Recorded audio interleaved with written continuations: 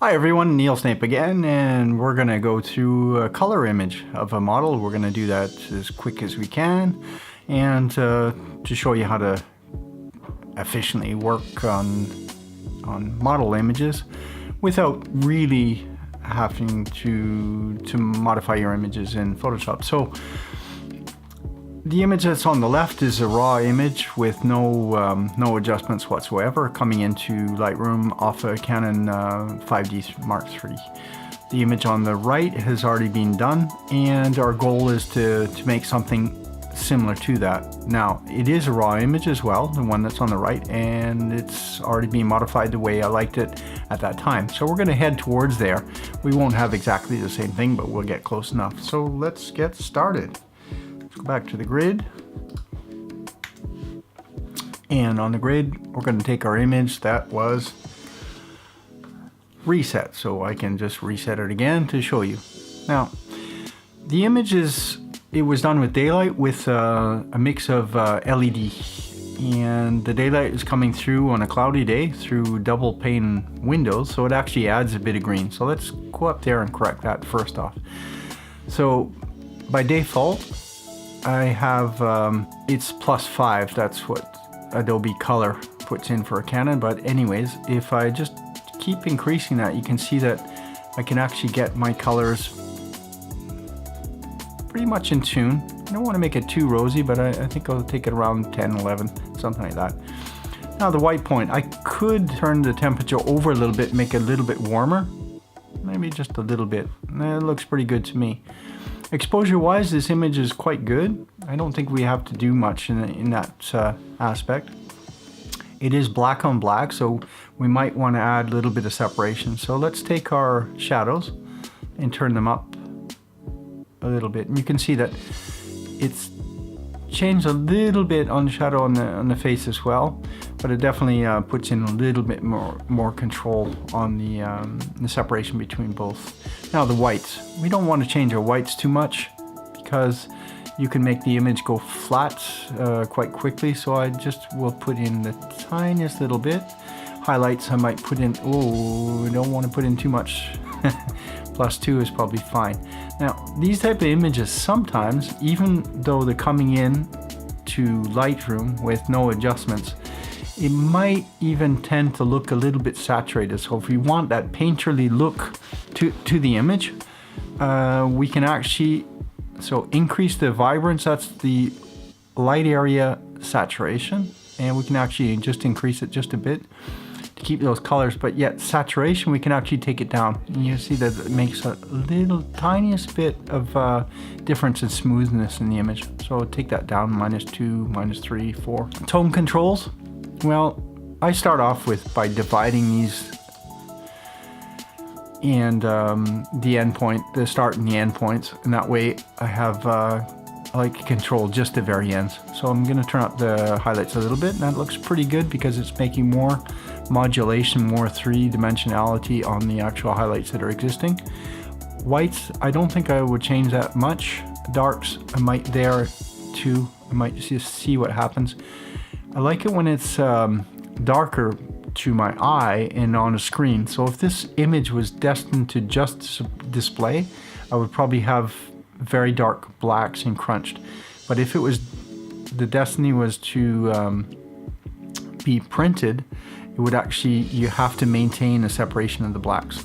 So I just went up with the darks a little bit, and shadows, I'm not going to really change them.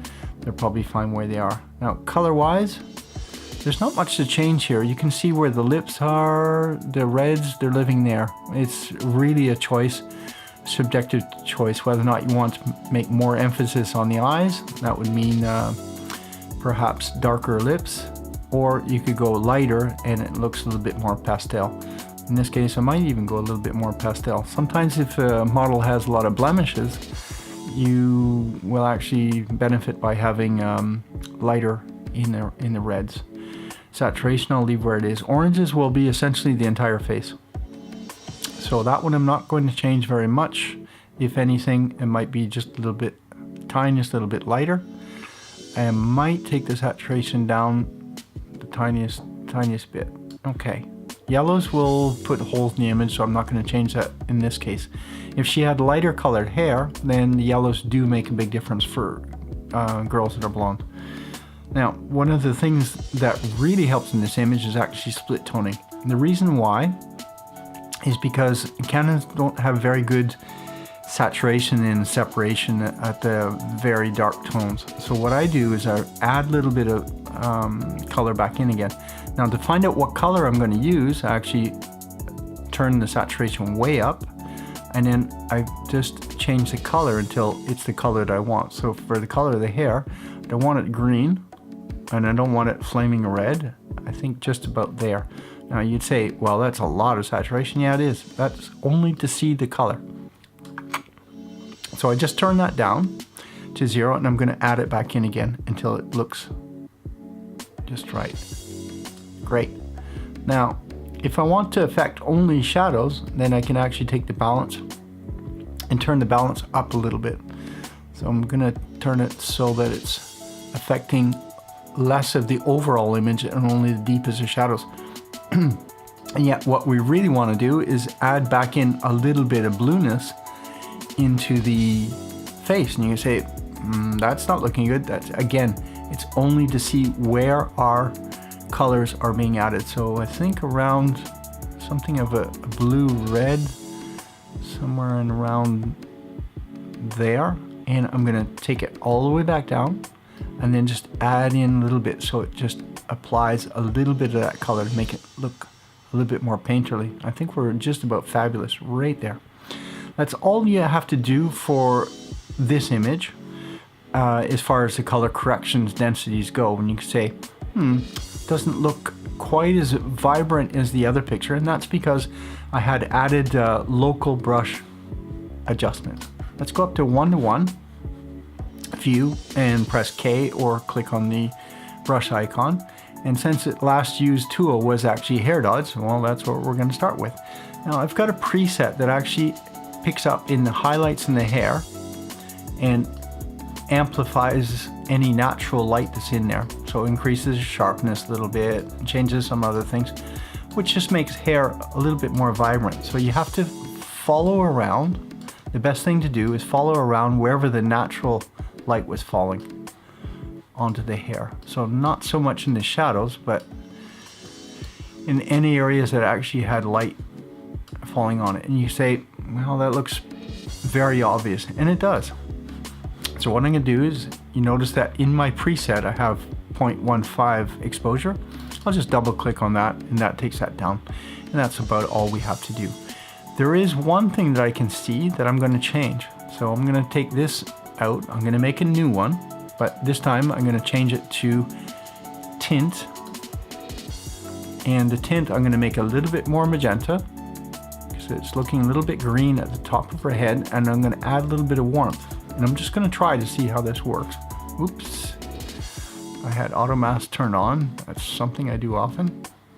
And you can see that I'm just brushing in to correct a little bit for the color. You can say that's too much because it's too red. That's because I have too much magenta. So I'm going to take that back down to there. And I'm trying to match the colors more or less with the rest. That's all there is to it. Here too, I can add a little bit more of that color. And that was a little bit too much, so I'll press Alt, except I'm going to erase, press 5. A little bit of that off. So we're going to also press New and use my favorite tool, which is the Iris Dodge and Burn. And that's way too much, so I'm going to press Delete, and I'm going to go to 2:1 view.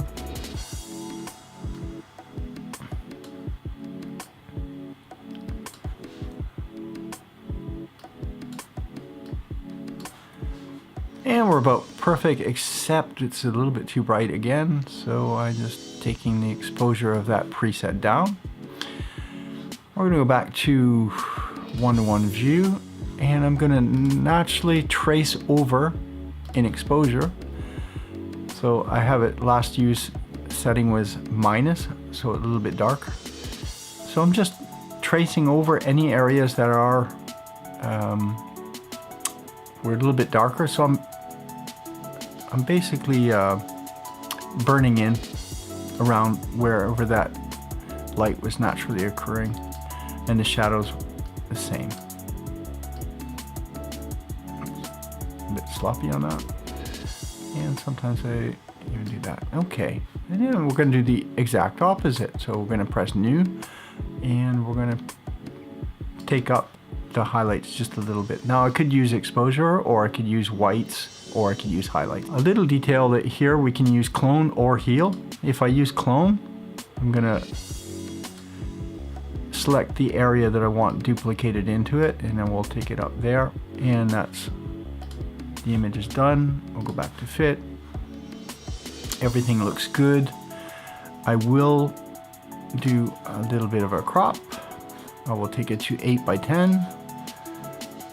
That's the format that you can use now in Instagram. And that's all there is to it. If you liked it, give me a like. If you didn't like it, well, do the opposite. If you have any questions, leave them in the comments. If you would like to work on your own images with me, I can do that in private lessons with online lessons or training. And we'll see you on the next video.